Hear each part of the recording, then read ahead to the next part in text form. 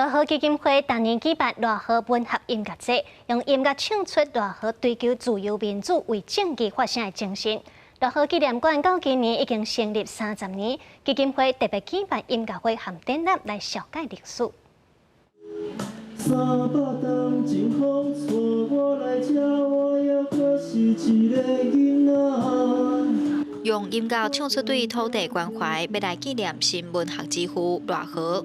罗河基金会为2010年开始巡回举办文学音乐会，推广罗河追求公平正义的精神。今年是罗河纪念馆成立满30年的日子，音乐会嘛特别办伫纪念馆。会使透过音乐、透过影像的方式去互人了解讲，其实阮想要表达的这个议题，阮的看法是啥？其实这是上重要的。伊就是用写实主义去写伊的作品，所以内底有伊的反抗精神甲不屈的一个想法，而这是一个台湾文学的基本啦。就是因为这个理念，大家共同做伙拍拼的感觉是袂歹的。今年的罗河文学音乐会，佮有安排展览活动，有1920年代饲仔尾罗河医馆，到即阵的罗河纪念馆，一张的老相片，记录河仔先行医救人，写作抵抗殖民统治的生活。即个伫即个纪念馆遮用一寡罗河医馆的即个相片，甲家属。